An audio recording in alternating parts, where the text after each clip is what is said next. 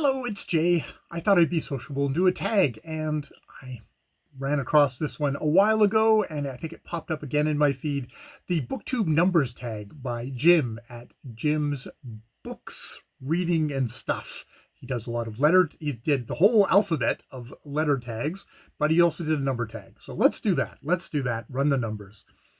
Question number one.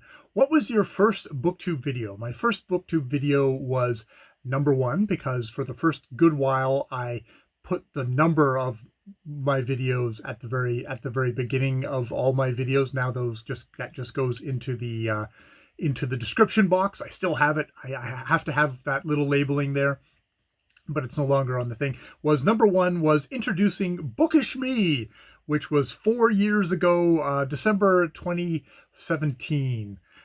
So yes, and I think I'm on video 476 or 477. So boringly plodding along, doing a video or two a week has got me to this state.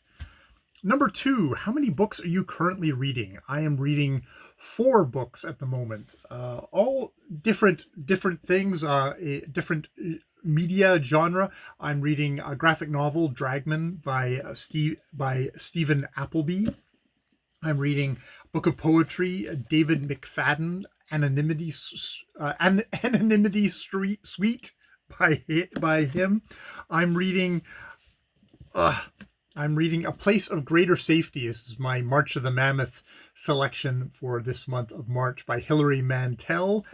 I'm also listening to a Black Leopard, Red Wolf by Marlon James, which is also probably a pretty big hunking book. It's like about 24 hours long and probably many pages, which is being quite the experience at the moment. Number 3 is, what were your top 3 books you read last year? Those would be probably Butter Honey Pig Bread by Francesca Ekwese.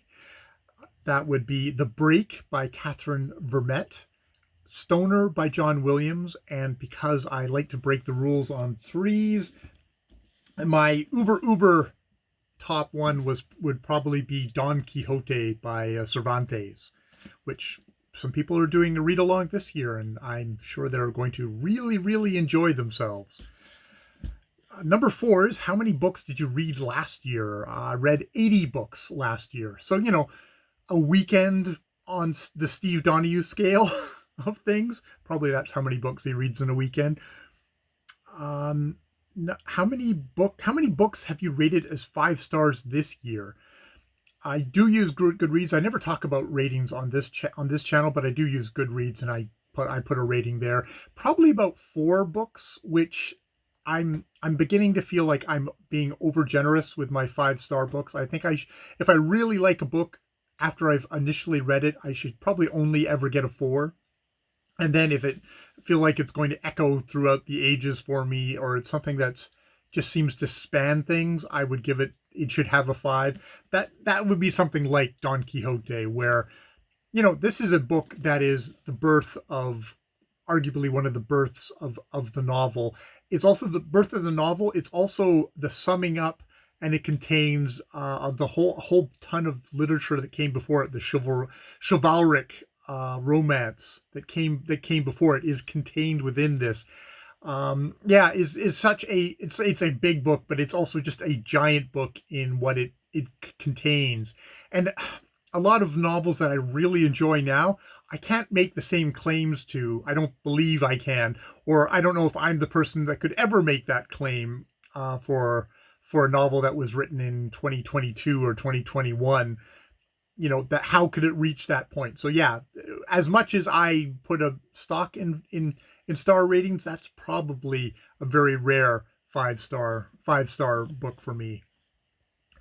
Number 6, have you a reading target for this year? No. Number 7, follow up for that. Are you on track completely? And no. I just read, and whatever number comes up that way is whatever number comes up that way. It does not concern me in the least.